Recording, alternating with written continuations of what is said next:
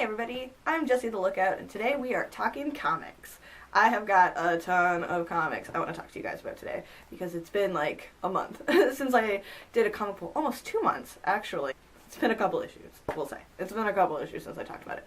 But before I get into it, I thought I'd just let you guys know that, and I might not be posting for the next couple of weeks, because I'm going to Edmonton for 2 weeks to visit my boyfriend's family and hang out and do stuff. So I'll try to post some vlogs, but I'm not sure if I'll have time to edit an Outfits of the Week or an unboxing by the time I get back. But we'll see how that goes. Oh, and you like my outfit? It's Canada Day today, so happy Canada Day, everybody.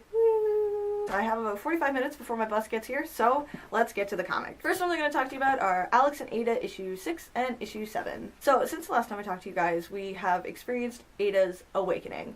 Alex has prepared a huge breakfast for her so that she can start tasting things and figure out what she likes and doesn't like. It seems like she likes everything, except for oranges. Ada is experiencing everything for the first time. Taste, sight, sound, smells. She's figuring out like what it's like to actually experience the world. Before she just kind of existed in it, but now she gets to actively participate. The only problem here is that if anyone finds out she's sentient, then Alex is in huge trouble. So for now, Alex asks that Ada stay inside until they can come up with kind of a good game plan to keep her from getting into trouble. And of course, like, that's not gonna work out for them. One of Alex's neighbors finds out that he has an android, and she tells the whole neighborhood about it, because there's been some scares in the media about sentient robots, and she's one of those fear-mongering neighbors, so she puts a notice up on the bulletin board about Ada. In issue 7, there's a press release from the president condemning anyone who have unlocked their android sentience. Because it is a criminal offense to do so, the president promises anyone with a cracked android, not the phone, the robot, will be found and punished. So the pressure to maintain Ada's secret like skyrockets for our duo. I like this comic because I'm a fan of stories about robots and humans. It's one of my guilty pleasures. And in this one,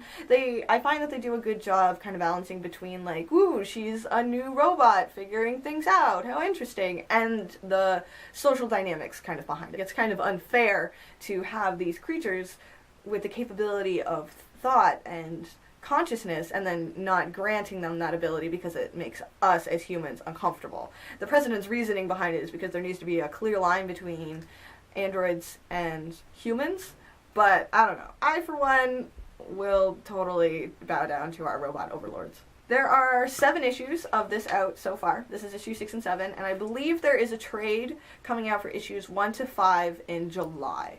You'll have to check that out, but if you like robots and humans and like tinges of romance, then I definitely recommend this title. The art's okay, but it's not bad and it gets the job done. Anyway, okay, next comic. So next up is Loki, Agent of Asgard, issues 4 and 5. Loki continues to carry out missions by the All-Mother, and in issue 4, he's tasked with the job of bringing home an ancient warrior named Sigmund, who we met kind of in the previous issue when we found out his origin story, and we also watched this ancient version of Loki like go around and like mess stuff up for some of the older stories, because gods, entities, they don't really do time in the same way that we do. The All-Mother wants Sigmund to come home so that they can keep an eye on him, which, that sounds pretty friggin' evil to me. I'd like to mention that this hot version of Loki comes directly after the events of Young Avengers. Kid Loki was killed, so now we've got like this mid-20s hipster Loki who has dinner with people and wears nice clothes and is obviously meant for a certain demographic, if you know what I mean. I feel like this Loki is kind of like a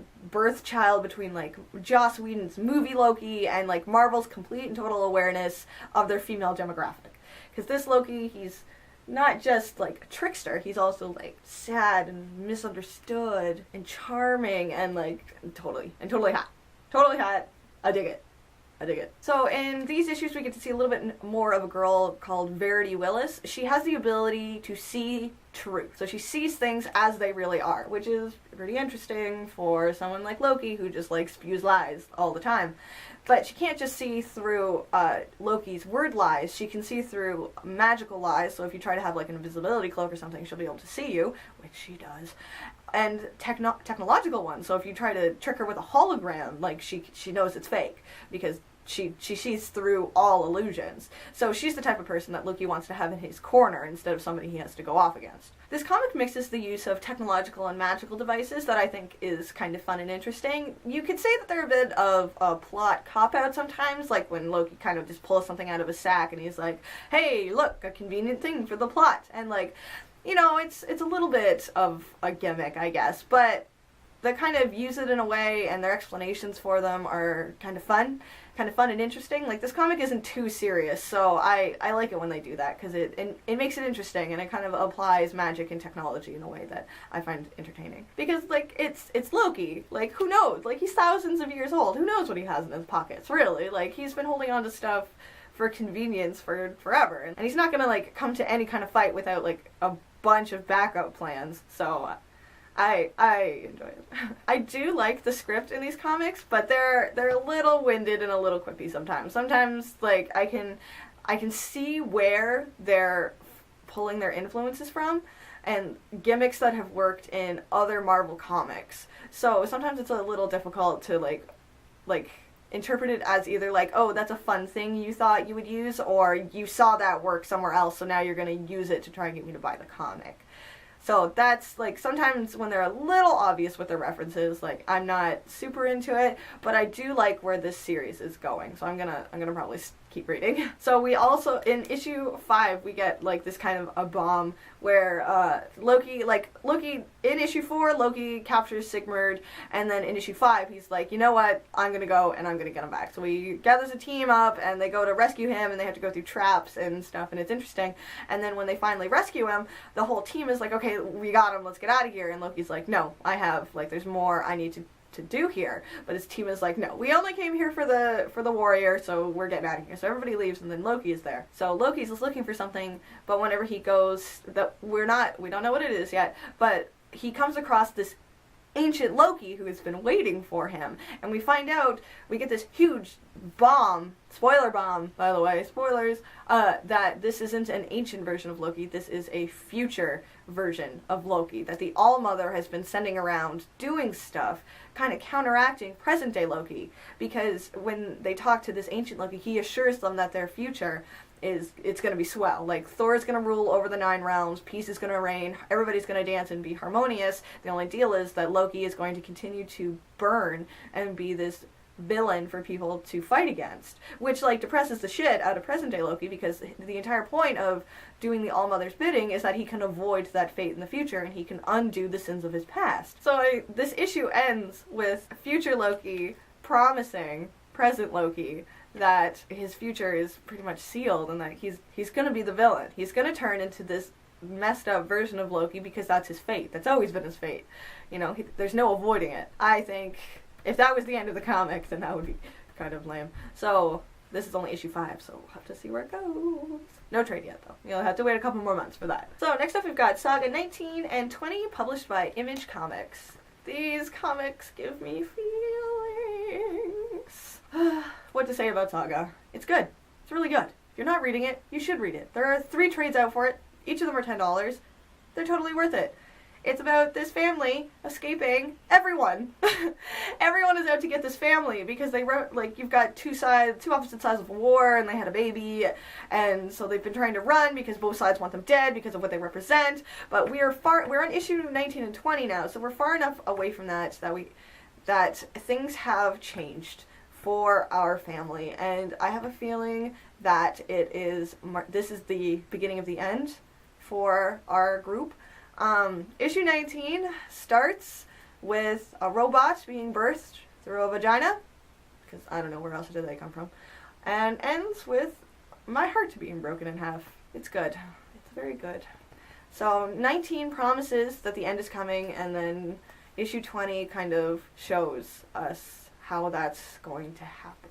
So far, where we are, they've found what they think is a safe place for now, but both Marco and Alana are very paranoid. Well, they're very paranoid. Like, they've been running for years. So it's very hard for them to relax and understand that where they are might actually be safe. They might be safe. So right now, Marco takes care of Hazel during the day, and Alana is in, like, a galactic soap opera. to kind of bring an income for them. We're starting to see a divide happen, and I want it to work out okay, but we'll see. We'll see. It's good. It's good.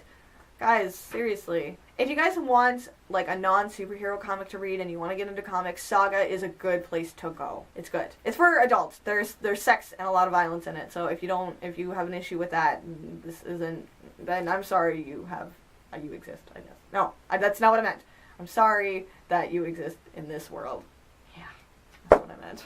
Alright, next up we've got Fables 140 and 141 published by Vertigo.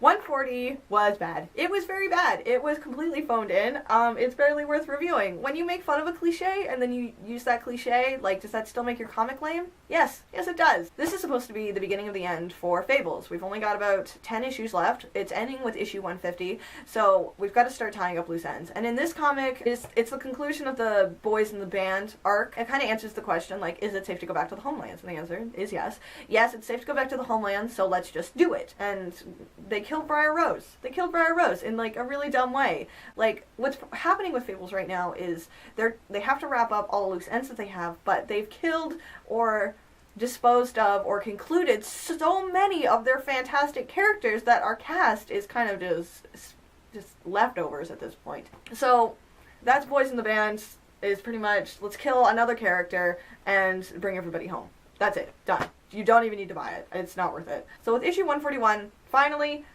the last arc, Happily Ever After. There's going to be what I assume is a huge battle between Snow White and Rose Red. Rose Red has been amassing a very large army for a while because she was a bunch of issues ago she was assigned to be the Paladin of Hope for the powers that be. And I guess the powers that be are on her side because there's a lot of leftover powers in the homeland, so they're just kind of hanging out, and they're starting to enter her body and make her a more powerful being. And I don't know if that's to make her on par with Snow or to just make her more powerful than Snow. So we'll have to see how that goes. But right now, they're setting up the verses for the pair of them. If it turns out that one of them dies in the end, I'm going to be really bummed out because, like, that just doesn't... I don't know. I don't know what I want from Fables. I don't know how I want it to end. But I'm hoping these last handful of issues will do it justice and give it the ending that it deserves. Because I'd say the last 10 issues or so have been not the best. But it's been hard. It's been a really long run. 150 issues, that's a long time. And we've gone through a lot with these characters. So we're finally going to start seeing things wrap up. There's like 20 volumes of this out, so I mean, I feel like if you jump onto issue 141 now, you might not understand what's happening. You might be okay.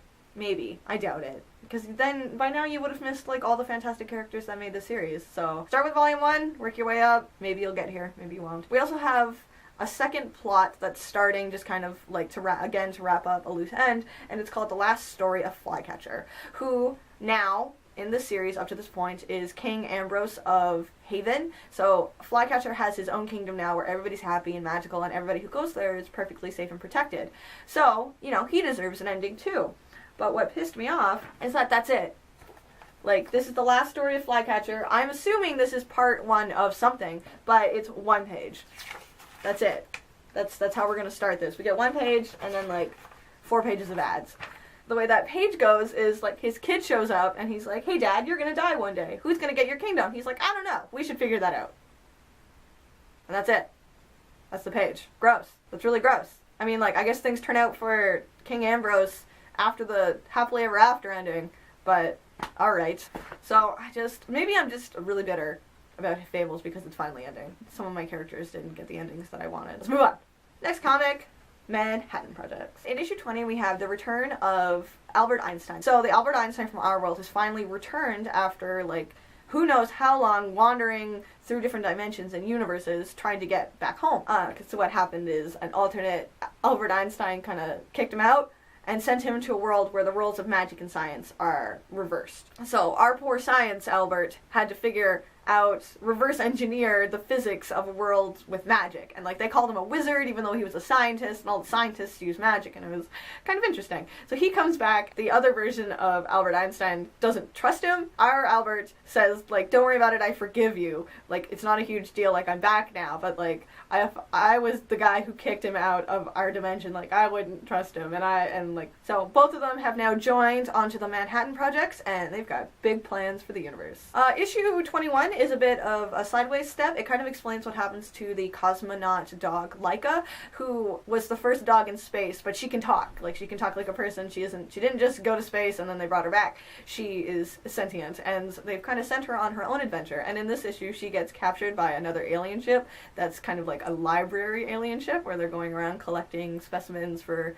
their infinite universal library, and then like some stuff happens and it's dramatic, and she finds a couple of alien buddies, one of which is like a blob that only says Blarg, and then another one's an assassin robot, I think, who tells a lot of lies. And at one point, like, she gets hit with like a primordial ooze and like evolves into a humanoid, which I think was just their way of making it a little bit easier to write her so that she didn't have to be a dog all the time, and now she can do human things. I'm hoping that they don't get too distracted with this subplot. I'm hoping that it either ties back in or goes somewhere, because if it's just there to exist, there's other stuff to do in this comic. There's a lot of stuff happening in this comic. I don't know that I need to know what happens to a space dog. I might be judging it a little bit early. I did enjoy reading it, so we'll see where it goes. Since like Image is just like hitting it all over the place. I love it. They're good. They're good. More Image. More. So, next comic I'm going to talk to you guys about is Bee and Puppycat, published by kaBOOM Studios. There's only 2 issues out for this right now, but it is super cute. It is about 2 space-time temp workers. One of them is Bee, who is like this poor human girl who like is kind of between jobs all the time, and the other one is this Puppycat thing. He kind of looks like a cat, smells like a dog. They're partners, and he kind of just showed up out of nowhere. If you've seen the Bee and Puppycat shorts, it's hinted at heavily that he's actually a space prince in a Puppycat body, but we'll see how that goes as the series progresses. So in the first issue, we're reintroduced to Bee and Puppycat for the Nubblers. As in issue 2, we find out that Bee and Puppycat's contract is to go to this place to fix a broken music box, but when they get there, it's a house filled with music boxes, so the only way they can figure out which music box is broken is by listening to them.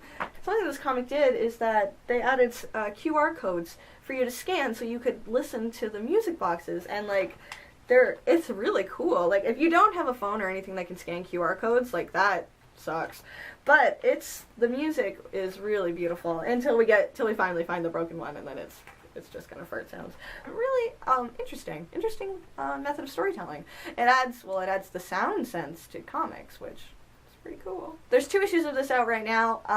I totally recommend them. They're super cute. If you like cute comics, go for it. Time jump. The last comic I'm going to talk to you guys about this month is a series called Trees. There are 2 issues out for it right now. It's published by Image. So in this world, these alien spires have descended from the sky. They just kind of landed one day and started spewing poisonous gas everywhere, and like they go up crazy high, and nobody really knows where they came from or why they're there, and nobody's ever been able to get inside of one. There are a couple of people we're introduced to in the first handful of issues. We've got a little boy who's headed to one of the cities to, I think, maybe get an education or a job. His motivation is pretty much just summed up that he wants to be better than wherever it is that he came from. There's him. He's only mentioned briefly. We end with him being situated kind of in this crazy new world city.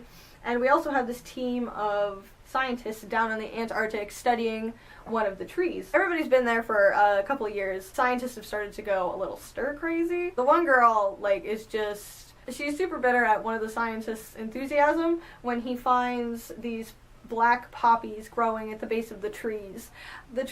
At this point, the trees have been there for a couple of years, so this is the first time they've seen any kind of strange life, I guess, coming out of the trees. And the weird thing about them is they don't face the sun. Like I said, there's only 2 issues out for this right now. That's all I can talk to you guys about today, because unfortunately I ran out of time this morning, and I just wanted to get in Trees real quick before I continued my Canada Day celebrations. So to summarize this week, I added Miss Marvel, Beam Puppycat, Lumberjanes, Trees, and The Wicked and the Divine to my sub lists. All of those I added since the last time I did a video, because, like, they're all super good. Unfortunately didn't get to talk about all of these. There are definitely some comics that are doing especially well that have been talked off to death by some people, but that I totally recommend. New Miss Marvel it's great. It's great. I've only read the first issue so far, but I keep forgetting to pick it up at the comic book shop. I'm definitely going to be doing that when I get back from my trip. If you liked Young Avengers, you should give The Wicked and the Divine a look. It's by the same team. And since my last review, I've taken Adventure Time off of my list. It's super cute, but at this point I'm getting like 2 or 3 Adventure Time comics a month, and I haven't read them in a super long time. Oh my goodness, I'm tired. If you like listening to me talk about comics, you could give it a thumbs up if you want. If you're into that kind of thing. If you want to see more, if you want to see more comic reviews, you can check out my channel. I also do outfits of the week and unboxings.